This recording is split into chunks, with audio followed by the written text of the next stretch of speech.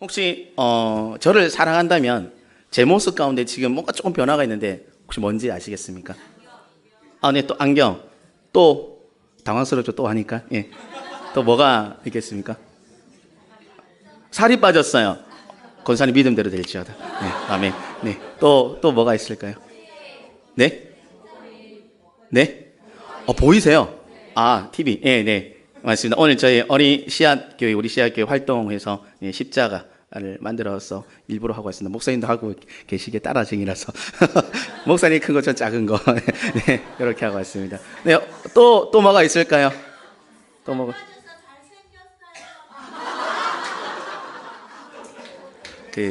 그렇죠. 예수님 40일 금식기도 하고 하신데, 그렇죠. 누군가 딱 나타나서, 그렇죠. 예, 저도 원합니다. 아멘. 네, 저도 원합니다. 아멘. 네. 사실, 김 목사님도 아시고 계시지만, 제 옛날 사진을 보면 지금보다 낫습니다. 네. 봐줄만 합니다. 오, 이 정도 될 만합니다. 제가 왜 이런 얘기를 드리겠습니까? 지금, 저에게 이렇게 좋은 대접을 해주셨지 않습니까? 저에게 대해서 아우 뚱뚱해 이런 얘기 안 해줬잖아요. 살 빼란 말도 살 빠져셔서 그쵸? 둘러서 얘기해 주셨고 그죠? 저에게 관심도 안경도 목걸이도 말씀해 주셨지 않습니까? 이게 바로 지금 제가 대접을 받고 있다는 거죠. 저는 이렇게 성도님들에게는 어떻게 더 대접을 하겠습니까? 그렇죠? 제가 그 정도 능력까지는 안 되고요. 네. 은혜는 하나님한테 받으시길 바라고요. 저도 뭐 최선을 할 수 있는 대로 이렇게 대접을 해 드릴 것입니다. 사회복지위원회 헌신 예배입니다. 사회복지위원회 보이지 않는 손이 되어야 하는 곳입니다. 특히나 오른손 왼손 서로 무슨 일을 하는지 잘 몰라야 하는 곳이기도 하고 그리고 또 어떤 클라이언트의 그 상대방의 감정 또는 마음이 다치지 않도록 조심해야 하는 곳입니다. 그리고 그런 곳에서 헌신하시는 분들은 어떻겠습니까? 이름도 없고 빛도 없이 드러나지 않아야 되는데 도대체 어떤 하나님의 은혜가 그곳에 있기에 이분들께서 이곳에 섬기고 계시고 또 때로는 정말 가난하가 틀릴까봐 마음 조마조마하면서 사랑의 도시락부를 섬기시겠습니까? 주일날만 해도 조금만 짜도 맛있다 감사하다 격려가 아니라 어떻습니까? 에이 짜노 카레 오늘 향기 너무 좋았습니다. 향기 너무 좋았습니다. 저는 오늘 이 오후 예배 때문에 음식을 먹지 않았지만 오늘 어린이 우리 씨앗교회 선생님들 다 먹고 있을 때 저는 옆에서 구경만 하고 있었습니다. 향기가 너무 좋았습니다. 저는 주방팀을 격려합니다. 네, 우리 소그룹 주방팀을 격려합니다. 서로 사랑하고 격려합니다. 오늘 말씀을 보니까 그러므로 무엇이든지 남에게 대접을 받고자 하는 대로 너희들 남을 대접하라. 이것이 율법이요 선지자 아니라. 아멘.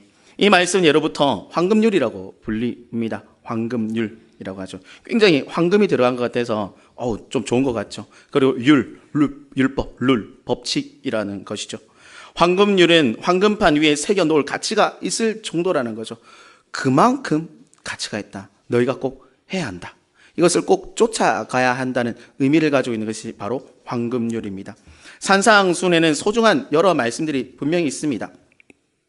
그렇지만 이 구절이 주는 교훈, 바로 꽃 중에 꽃이라고 표현할 수 있는 이 말씀인 것이죠. 단적으로 이 구절에 그러므로라는 단어가 바로 그 사실이라는 거죠. 그러므로 무엇이든지 이 그러므로라는 것. 주님께서 5장 17절에서 이렇게 말씀하셨습니다. 내가 율법이나 선지자나 이렇게 폐하러 온 것이 아니라 완전케 하러 오셨다라고 예수님께서 이미 분명히 밝혔습니다. 폐하는 것이 아니라 완전케 하기 위해서 오셨다는 것을 이미 말씀했습니다. 5장에서 보니 옛 율법과 대비하여서 말씀하셨고요. 7장에서 보니 외식하는 자들과 대비하셔서 그 완전케 됨이 무엇인지를 말씀하셨습니다. 그리고 7장에 이르러 7장 15절을 보니 지금 오늘 읽었던 말씀입니다. 12절을 보니 지금까지 예수님의 산상순 교훈들을 결론적으로 정리하신 말씀에 해당하는 거죠. 율법과 선지자들의 교훈들이 많은데 그것을 한 문장으로 요약하면 무엇이겠냐에 대한 질문이 바로 이것이죠. 무엇이든지 남에게 대접을 받고자 하는 대로 너희도 남을 대접하라 라는 것입니다. 제가 대접을 하면 이렇겠죠. 성도님들 여기서 보니까 너무 아름다워 보이십니다. 성령 충만을 갈구하시고 영이 하나님만을 바라보시는 것 같습니다. 저는 믿음으로 고백한 겁니다. 가짜가 아니라. 그럼 여기서 아멘 하시면 은혜가 임하시겠죠? 아멘. 네, 임하실 것입니다. 저는 약장사가 아닙니다. 네, 은혜를 쫓아가는 자입니다. 마태복음 7장 1절에서 4절의 사람들은 무엇으로 나오고 있습니까? 비판받기 싫어한답니다. 비판 그렇죠. 가족은 친하지 않습니까? 제가 지난주에 우리 집사람과 둘이만 잠깐 이렇게 짧은 길을 걸어갈 경우였습니다. 왜 사랑하는데 왜 뒤에서 안 안아주냐고, 제가 안김 나가는 걸 좋아하거든요. 예. 살짝 쪼이는 걸 제가 좋아합니다.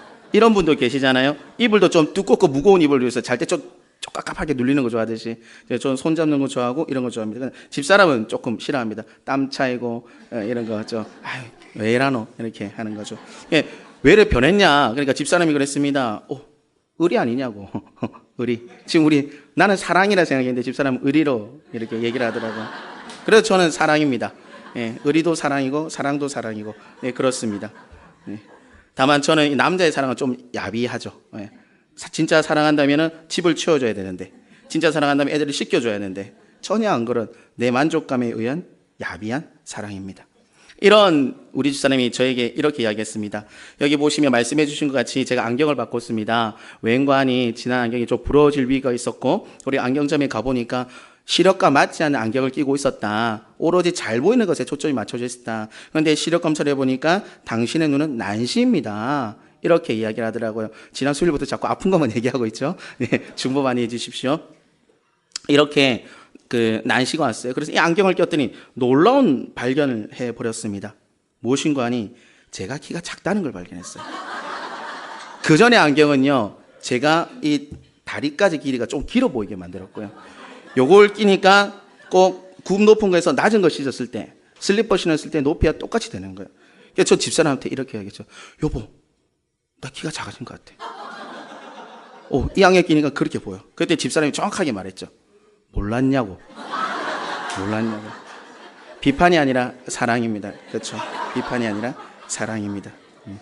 제가 이 말씀을 왜 드리겠습니까? 비판에 대해서 너무 무거운 걸 꺼내면 서로 상처받을 수 있어서 이런 얘기를 꺼냈습니다. 비판하지 말죠.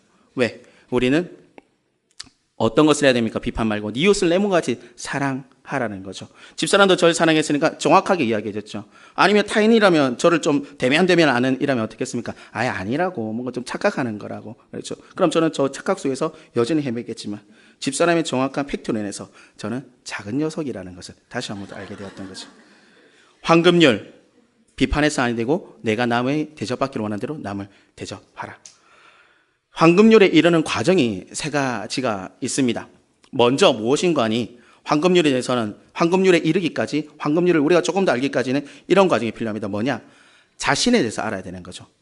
왜냐하니까 내가 대접받기를 원하니까, 내가 어떤 대접을 받기를 원하는지, 나의 상태가 어떤지 해서 자신에 대해서 알아야 되는 거고, 그리고 내가 대접받기로 해서 남을 대접하라고 그랬으니까 타인의 상태와 타인의 감정을 알아야 되는 거죠. 그리고 대접이라는 행위가 있기 때문에 행하는 것에 의해서 우리는 무엇을 행할지, 어떻게 해야 될지 알아야 하는 것입니다. 오늘 이 세 가지에 대해서 말씀을 나눠보고자 합니다. 먼저는 우리는 우리 자신, 나 자신의 바람이 뭔지를 정확하게 알아야 한다는 거죠. 내가 대접받고 싶은 대로, 그렇죠? 내가 대접받고 싶은 대로가 바로 나의 바람인 것입니다. 특히나 교역자들은 대접받고 싶은 것이 무엇이겠습니까? 오해하지 마십시오. 뭐 맛있는 거 사달라, 좋은 거 데리고 가달라, 이런 거 절대 아닙니다. 목사님께서 우리 무엇을 중하게 여깁니까? 중보기도 중하게 여기는 것이죠. 중보기도가 바로 대접하는 것입니다. 주일날 11시부터 11시 30분까지 맞나요? 죄송합니다. 제가 그때 다른 사역을 하고 있었죠. 정확한 시간은 모르겠으나 그 어간에 이렇게 중보기도가 이루어집니다. 목사님은 기도의 대접을 받고 있는 것입니다. 목사님이 요구하셨던 것을 정확하게 받고 있는 거죠. 그러나 이거 목사님의 개인을 위해서 하는 거 아니죠. 선포되어진 말씀, 우리 양정교회에 선포되어진 말씀이 중요하기 때문에 중보기도의 중요성을 강조하기 때문에 이것이 일어나는 것입니다. 자신의 바람이 정확히 무엇인지 모르는 사람은 타인의 바람에 대해서 정확하게 이해하지를 못하게 됩니다. 예를 들어 말씀드린 것처럼 중보기도의 정확성, 그리고 내가 필요한 어떤 영적 도움을 알기 때문에 그렇게 요구했고, 그리고 타인의 바람이 무엇인지 알고 있기 때문에 이런 요구한 사람은 나중에 그 바람을 채워줄 수 있는 것. 예수님의 경우를 보겠습니다. 예수님은 이웃사랑에 대해서 분명하게 말씀을 하셨습니다. 너의 이웃을 너의 몸과 같이 사랑하라고 분명히 말씀하셨죠. 자신의 몸을 사랑하지 않는 사람은 다른 사람을 사랑할 수가 없습니다. 나의 몸을 아끼지 않으면서 다른 사람을 사랑한다. 그것은 거짓말인 것이죠.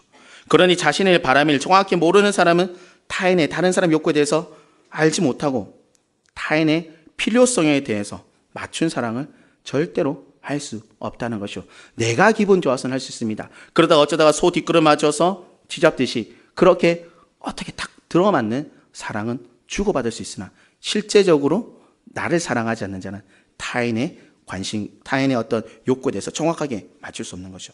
나의 바람을 정확하게 아는 것, 다른 말로는 자기 자신을 사랑하는 것입니다.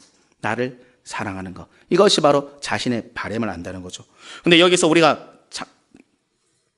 잠깐 실수해서 오해를 하게 되면은 무엇인가 하니 자기 자신만을 사랑하는 이기적인 사랑으로 이해를 할 수가 있겠죠. 이기적인 사랑을 이해하는 것 아닙니다. 우리 자신을 사랑하지 않는데 어찌 남을 사랑할 수 있겠는지 우리는 꼭 생각해 보아야 합니다. 웬관하니 나 자신을 사랑하지 않으면 내 안에 불안 요소가 있다는 것입니다.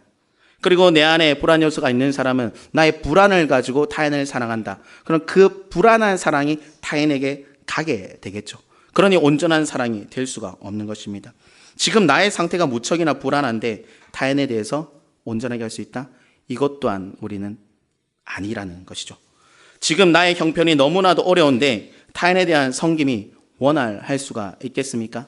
나의 가정과 나의 사업장, 나의 주변의 사람과의 관계가 무너지는데 타인에 대한 사랑이 가능이나 할 수가 있겠습니까?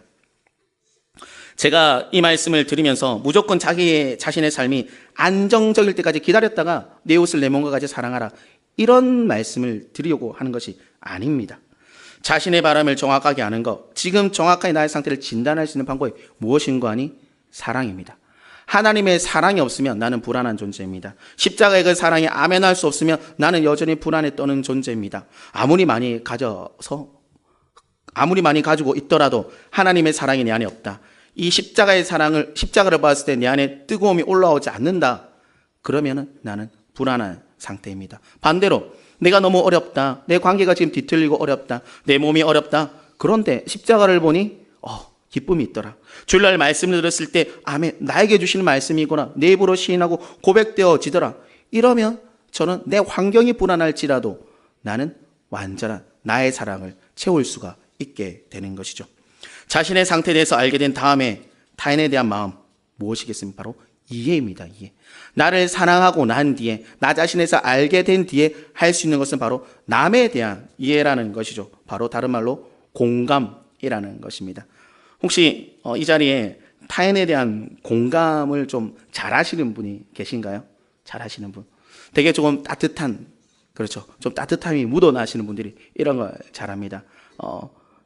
제가 좀 원리 원칙이 좀 강한 편입니다. 그래서 저랑 좀 어떤 그룹 지었다, 어떤 바운더리 안에 있다, 이런 분들은 제가 안 됩니다 라는 걸 잘 알 거예요. 예를 들어서 지난 아기학교 때 이런 일이 있었습니다. 우리 선생님들이 야외 활동을 가게 되거든요. 우리 선생님들이 선발대 가서 미리 자리를 잡아놓자. 제가 뭐라 했겠습니까? 아주 좋은 생각입니다. 이랬을까요? 뭐라 했을까요? 안 됩니다. 좀 저급한 표현일 수 있지만 좀 좁실한 것 같아요. 아직 도착 안 했잖아요. 그런데 그렇죠. 저랑 이렇게 가까이 있으면 저는 공감이 좀 능력이 좀 떨어지는 편이죠. 이미 있는 기준과 이미 있는 그러한 것들로 있습니다. 그러다 보니 주위에 친구가 없는 걸까요? 네, 그건 아니겠죠. 네, 어쨌든 저는 조금 그런 면에서는 조금 결여가 됩니다. 그러나 다른 공감은 좀 하게 됩니다. 극단적으로 내 칭찬은 아니지만 자기 자랑을 조금 하자면 다른 교육자는 아무도 하지 않은 일을 했습니다. 언젠가니 특별한 날 때, 우리 모두가 다 특별한 날 때, 초콜릿을 주고받는 그런 날 때 저만 선물을 했죠. 네, 다른 교육자는 아무도 안 했습니다. 안에 대한 공감이 있는 것이죠. 물론 했을 수도 있겠죠. 저는 큰 걸 했습니다.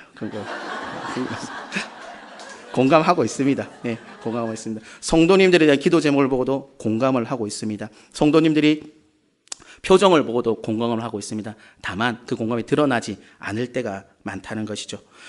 7장 1절에 보니까, 1장부터 보니까 비판에 대해서 나오죠. 비판에서. 오늘 말씀에서도 7장에 대해서 비판에 대해서도 말씀을 다루었습니다. 비판 정말 잘합니다. 저도 비판을 정말 잘합니다. 제 입술이 그리스도님 아들 이럴 정도로 비판을 잘하게 되는 것이죠. 앞서 말씀드린 것처럼 하나님의 사랑의 결여가 심하게 될 때, 많이 떨어지게 될 때, 하나님 앞에 많이 거하지 않을 때 비판이 끝없이 올라오게 됩니다. 남에 대한 공감을 하는 사람들의 입은 어떻겠습니까? 이런 비판이 없는 자들이 공감을 할 수가 있는 것입니다. 저 사람은 저렇더나, 저 사람은 저렇더라, 저 사람은 저렇더라. 아니죠. 오늘 오전의 말씀, 주일 예배 선포되지 말씀을 기억해 보십시오. 격려와 위로, 거기 안에 비판이 있습니까? 그렇지 않다는 거죠. 그 사람의 가능성에 대해서 이야기를 하는 것이죠. 이것이 바로 공감의 연결이지 않겠습니까? 그런데 극단적으로 우리 집의 경우를 보면은 어느 순간에 가장 공감 능력이 떨어지는 거 아니? 제가 좀 말씀을 드려보겠습니다. 우리 집에 어린아이 2명이 있습니다. 한 명은 8살, 한 명은 4살입니다. 큰아이는 여자아이, 작은아이는 남자아이입니다.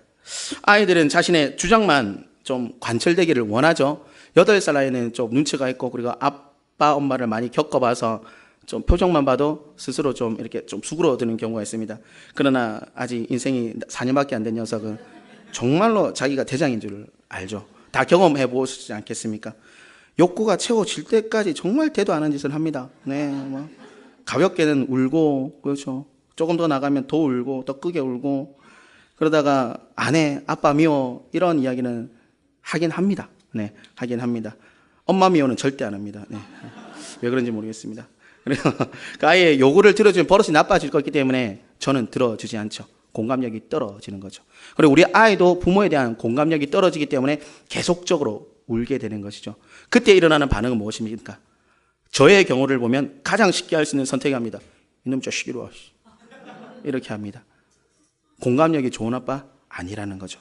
공감력이 좋은 사람 아니라는 거죠. 근데 희한하게 딸이 좀 그러면 조금 다릅니다. 딸 바보인지는 모르겠으나 딸에 대해서는 조금 다릅니다. 왜인고 하니 아들을 보니 나를 보는 것 같더라고요. 저래 크면 안 된다 싶어서 좀 더 강하게 하는 거죠. 우리 안에 있는 비판도 마찬가지라는 거죠. 내 안에 뭔가 캥기는 게 있어서 그게 자꾸 캥기는 게 저 사람이 보인다는 거죠. 그러니 때로는 더 강하게 비판을 하고, 아이고 저 사람 직분도 저런데 저러면 안 되지. 뭐 저 자리에 없으면서 이런 비판을 하게 돼. 이것이 바로 어린 아이라는 것입니다. 어린 아이. 그런데 우리가 보통 우는 아이에 대해서 달래는 방법이 여러 가지 있습니다. 가장 쉽게 할 수 있는 건 저처럼 아까 이놈의 자식. 그리고 또 다른 것은 무엇이겠습니까? 어쨌든 좀 안아주고 달래주고, 그래 마음이 슬프지. 보통 엄마들이 잘하는 거죠. 또 다른 선택은 무엇이겠습니까? 아이를 욕구를 들어주는 거. 보통 할머니 할아버지들이 오랜만에 만났을 때 또는 뭐 같이 살더라도 좀 들어주라, 해주라, 이렇게 말씀을 하시죠. 사랑 가득하기 때문이죠. 이 중에서 가장 좋은 것이 무엇이겠습니까? 이놈의 자식, 아니면 아프지 힘들지, 아니면 해주는 것. 무엇이 가장 좋은지는 모르겠으나 무엇이 가장 나쁜지는 알고 있습니다. 여러분들 다 알고 계시지? 이놈의 자식, 손들어, 이리 와. 이것이 가장 잘못된 것이죠. 내 편한 대로 하는 것이죠. 내 편한 대로 분노를 아이에게 표출하는 것이고, 네가 지금 이거 잘못했지. 정확합니다. 이거 잘못했지. 정확합니다. 사실이에요. 그러나 그걸 얘기하는 순간 아빠 미워가 되는 것이죠. 우리 교회 안에서도 마찬가지죠. 황금률을 이루기 위해서 누군가에 대해서 우리가 사랑과 공감으로 다가가야 되는데 이런 지적이 있으면, 그리고 이런 율법과 이런 내교 안에서 우리가 일을 진행해 간다 할 때 까딱하다가는 공감의 능력을 잃어버리게 되는 것입니다. 사랑을 잃어버리고 사람을 잃어버리게 되는 것입니다. 이렇듯 상대방을 공감하기 위해서 필요한 것은 그 사람에 대해 무한한 사랑인 것이죠. 무한한 사랑. 이런 어린아이와 같은 감정을 가진 사람들에게 우리는 또한 우리가 찾을 수 있는 것, 그분들이 찾을 수 있는 것은 바로 아낌없이 주는 하나님의 큰 사랑이라는 것이죠. 사람은 결단코 아낌없이 주지 못합니다. 그러나 하나님은 아낌없이 주실 수 있다는 것. 그래서 그분들에게는 격려, 위로가 필요한 것이고 하나님이 필요한 것이죠. 그리고 어떤 심리학적이나 성장 발달해 봤을 때 보통 이렇게 화해에 대해서 좀 쉽게 노출되거나 자신의 감정을 컨트롤하지 못하는 분들에 대해서 이런 평가를 많이 내립니다. 아, 어릴 때 사랑을 많이 못 받았구나 라는 거죠. 그러나 어쩌면 저도 어릴 때 사랑을 많이 못 받았을 수도 있습니다. 왜냐하면 제가 80년생인데 그 당시 한참 보통의 부모님들은 다 맞벌이 또는 아이를 맡기고 또 다른 곳에서 일을 하거나 그러지 않습니까? 물어보니까 저도 이렇게 많이 맡겨졌더라고요. 나중에 한 8살 이후에 이렇게 또 같이 살게 되어지고, 결여된 감정이 있다는 거죠. 결여된 감정이 있는 사람에게 우리는 다가갈 때 어떤 공감을 해야 하겠습니까? 사정을 다 알면은 그런 공감이 되지만 모르는 사람에게 우리가 다가갈 때 한없는 하나님의 사랑을 따라 해야 되는 것이죠. 그렇게 하실 자신이 있으십니까? 그런데 하셔야만 합니다. 하시지 않으면 그리스도인이 아니라는 거죠. 공감할 자신이 없는데요. 나 살기도 바쁘고 그 사람 너무 반복적으로 자꾸만 그렇게 하는데요. 그럼에도 불구하고 공감을 하시고 다가가야 하는 것입니다. 우리가 잘 알고 있는 동화 중에 이런 것이 있죠. 여우와 학에 대해서 서로 대접하는 동화 있지 않습니까? 여우네 집에 갔더니 접시에 대접하고 학의 집에 갔더니 주둥이 긴 병에 대접하고 서로에 대해서 공감하는 것은 무엇입니까? 여우의 집에 학이 놀러 왔으면 여우에게 주둥이 긴 병으로 음식을 제공해야 하는 것이고 학의 집에 여우가 놀러 갔으면 접시에다가 바로 여우의 음식을 대접해야 하는 것입니까? 우리가 타인을 공감하는 능력이 있다면 이렇게 여우처럼 학처럼 그때에 따라서 긴 접시, 넓은 평평한 접시, 긴 병을 내어서 대접을 해야 합니다. 그런데 재미난 것은 학은 평소에 접시를 사용하지 않습니다. 여우는 평소에 병을 사용하지 않습니다. 하나님 우리에게 공감의 능력을 키울 때, 공감의 능력에 대해서 사용하기 원할 때는 우리가 평소 사용하지 않는 부분에 대해서 요구를 하신다는 것이죠. 우리 지금 옆 사람 앉아있는 사람에게 필요한 것이 무엇이겠습니까? 지금 옆에 사람 나중에 한번 가실 때 보시길 바라겠습니다. 보실 때 그 사람 필요한 것에 대해서 한번 느껴보시고 말도 나눠보시기 바라겠습니다. 황금률에 대해서 접근하게 될 때 마지막으로 세 번째는 무엇을 우리가 살펴봐야 하는지 말씀드린 것처럼 행함입니다. 실천입니다. 이제는 자신이 느끼고 그리고 자신이 원했던 것 그리고 타인에 대한 어떤 공감했던 그것 부분들에 대해서 알게 되었으니 그대로 실천하게 하면 되는 것입니다. 이것을 가장 잘 실천하는 그룹이 있습니다. 바로 이윤을 남기는 모든 곳입니다. 식당의 경우는 어떻습니까? 손님이 원하는 맛을 찾기 위해서 부단한 노력을 하게 됩니다. 뿐만 아니라 그들의 편의를 위해서 서비스 철저히 하는 것이죠. 우리가 사용하고 있는 모든 물건을 보십시오. 정말로 사용하는 자, 그 사용하는 자 편의를 위해서 주고 있습니다. 제가 입고 있는 바지, 이 바지는 그렇지 않지만 평소에 입고 있는 바지가 있습니다. 그 바지 놀랍습니다. 허리에 밴드가 들어가 있습니다. 허리에 밴드. 저만 그런지 모르겠지만 체구가 있으신 분들은 그걸 입어보시면 신세계입니다. 신세계. 똑같이 34인데 제가 34라는 얘기는 아니고요. 네, 34이지만 밴드가 들어가면 36, 37까지 커버가 된다는 거죠. 네. 이것이 바로 사용자 편의에 맞추는 실제적인 것이라는 거죠. 그 사람 편의에 맞추는 것. 그런데 기업은 어떻습니까? 이런 사용자 편의에 맞추면 돌아오는 것이 있죠. 바로 이윤이 창출되게 됩니다. 반대로 손님의 욕구를 채워주지 못하는 기업들은 이윤을 창출하지 못하게 되죠. 어쩌면 망하게 되는 경우도 있긴 합니다. 오늘 본문이 말하는 황금률은 기업의 이윤 창출에 따른 그런 행위를 초월하는 것입니다. 다들 짐작은 하시겠지만 설마 예수님의 이야기가 일단 기업의 이윤과 똑같겠느냐? 당연히 짐작하시겠죠. 그러나 우리는 그 짐작을 확신으로 바꿔야 되고 우리의 삶까지 들여와야 하는 것입니다. 우리는 인간이기에 다른 사람을 여러 번 대접하게 되며 그리고 여러 번 대접했을 때 당연히 나에게 얼마큼 돌아오겠지라는 일만의 기본적인 베이스를 깔고 가게 되는 거죠. 근데 만약에 내가 10번이나 뭔가를 대접했는데 한 번도 안 와? 말도 한마디 안 해? 이러면 어떻습니까? 내가 저 사람한테 2번 다시 하나 봐라. 이렇게 되겠죠. 이것이 인간의 기본적인 성향입니다. 그런데 우리는 그리스도인입니다. 예수님께서는 우리에게 어떤 것을 대접하셨습니까? 무엇을 우리에게 대접하셨습니까? 예수님은 우리에게 십자가를 대접을 하셨습니다. 아무도 할 수 없는 그 십자가를 우리에게 대접을 하셨습니다. 갚을 수 없는 것을 우리에게 대접을 하셨죠. 이것이 바로 예수님께서 대접받기 위해서 하신 행동인 것이지요. 우리는 이 행동을 잘 이해하고 그리고 고백을 하고 있습니까? 아니면 내가 10번 했는데 한 번쯤은 해야지. 자기 친절의 만족의 위주의 삶을 살고 있는 것입니까? 예수님의 그 삶을 따라가는 우리라면은 그 실천을 바라보고 있는 우리라면은 우리의 삶 속에서 무언가가 달라야 합니다. 황금률에 대한 실천이 우리 또한 있어야 하는 것입니다. 우리는 어떤 황금률의 실천을 하고 있는 것입니까? 세상에 속한 이들은 어떻습니까? 내 삶 살기도 바쁩니다.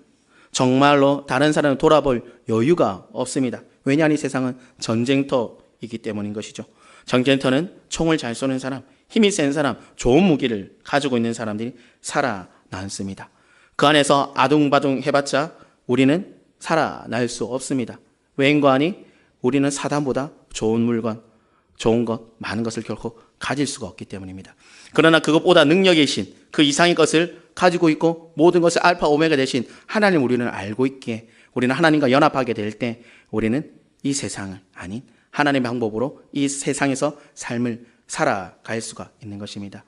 이 황금률에 따른 삶을 이 세상에 살아나게 될 때 이 세상은 우리들로 인해서 바뀌게 되는 것이죠. 죽어가는 영혼이 구원받게 되는 것이고 눈물 흘리고 아파하는 이가 그 눈물이 그칠 것이고 아파함이 사라지게 되는 것입니다. 예수님의 부르심이 이것입니다. 내가 대접받고 싶은 대로 남을 대접하는 것. 예수님을 떠올리시면서 이것을 해야 하는 것입니다. 우리 교회는 어떨까요? 우리 교회가 대접받기 위해서 남을 얼마나 대접을 하고 있는 것일까요? 가장 쉽고 편안하게 찾아볼 수 있는 것은 바로 건축과 관련된 이야기입니다. 대접이라 해서 다른 어떤 중요한 것을 우리 주변 이웃들에게 돌려라, 대접하라 이런 이야기가 아닙니다. 우리는 예수님의 사랑을 마음에 품고 그들을 위해서 중보할 수 있는 것입니다. 그리고 그분들의 어떠한 삶에 대해서 그리고 어려움과 고충에 대해서 우리는 알고 이해해야 하는 것이죠. 공감을 해야 하는 것입니다. 우리가 건축의 과정을 있는데 이타해야죠. 건축의 과정이 있을 때 주변을 돌아보아야죠. 황금률 우리에게 그대로 적용되어지는 겁니다. 우리가 이 이웃에게 복음을 전하고 싶다면 이 황금률로서 우리는 이 이웃을 돌봐야 하는 것입니다. 그리고 사회복지위원회 모든 분들 또한 마찬가지인 것이죠. 대접을 잘 하시고 계십니다. 여러분은 잘 섬기고 계십니다. 그러니 여러분들 또한 대접을 받게 될 것입니다. 그리고 하나님께서는 작은 일에 충성하라고 말씀하신 것처럼 우리에게 더 많은 대접하기를 원하시는 것입니다. 때로는 손을 열고 시간을 열고 몸을 열어서 더 많은 대접의 자리로 나가야 할 것입니다. 제가 준비한 말씀은 오늘은 여기까지입니다. 하나님의 큰 은혜가 모든 성도님들에게 가득하기를 간절히 소망합니다. 아멘.